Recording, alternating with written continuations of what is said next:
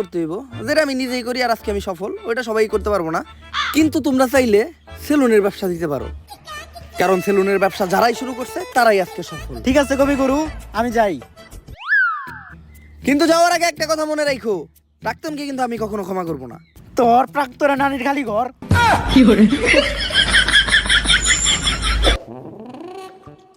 তাইলে এই ঘটনা সফল হইতে গেলে আমাকে এখন একটা সেলুন দিতে হইব। এর লেগেই তো দেখতেছি ইদানিং দিয়ে না হেই একটা করে সেলুন দেয়। যা এখনই একটা সেলুন দেওয়ার ব্যবস্থা কর। বাও, চাইলেও সবাই সেলুনের ব্যবসা দিতে পারবো না। সেলুনের ব্যবসা দিতে হইলেও কিছু যোগ্যতা লাগে। হয় আপনার টিকটকার হইতে হইব, নইলে আপনার বউ ব্যবসা করতে হইব। এই টিকটক না করে তো জীবন থেকে এক ধাপ পিছিয়ে গেলাম। যেমনি হোক সেলুনের ব্যবসা করে সফল আমার হইতে হইব। এখন তুই আগে ক, কেমনে আমি একজন টিকটকার হমু? বাও, আমাগো এলাকায় একজন টিকটক বিশেষজ্ঞ স্যার আছে, যে আপনার এক ক্লাসে পুরো প্রফেশনাল সাবজেক্ট টিকটকার বানিয়ে দিব। তাইলে ওর কাছে এলো।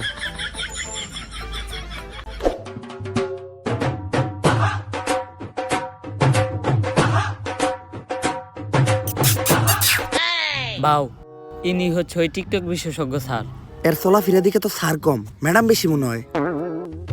বাও, টিকটকাররা সব উপরে দিয়ে স্যার, ভিতর দিয়ে ম্যাডামই।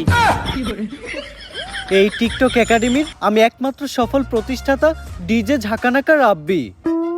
আমার এই প্রতিষ্ঠান থেকে বাংলাদেশের সব সফল ছাত্রী টিকটকাররা বেরিয়ে গেছে। শুধু তাই না, আমিও একজন স্বনামধন্য টিকটকার হিসেবে মিট আপের নামে বাংলাদেশের সব জায়গায় গিয়ে চর থাপড় লাথি গোতা গিয়ে পুরস্কৃত হয়েছি।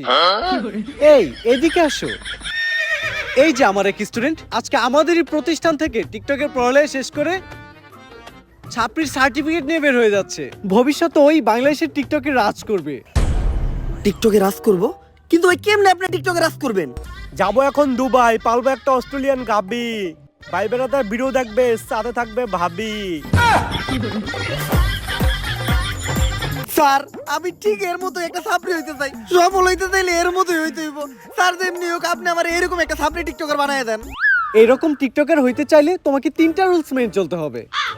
প্রথম রুলস, তোমার গেট আপ নিতে হবে ছাপড়ির মতো। অবশ্য গেট আপ নেওয়ার কিছু নাই, তোমাকে অলরেডি ছাপড়ির মতোই দেখা যায়। দ্বিতীয় রুলস, তোমার মধ্যে কোনো লজ্জা শরম থাকা যাবে না। স্যার, পুষ্পা ভাইয়ের এমনি তো কোনো লজ্জা শরম নাই। আর তৃতীয় রুলস, এই নাও এটা খাও।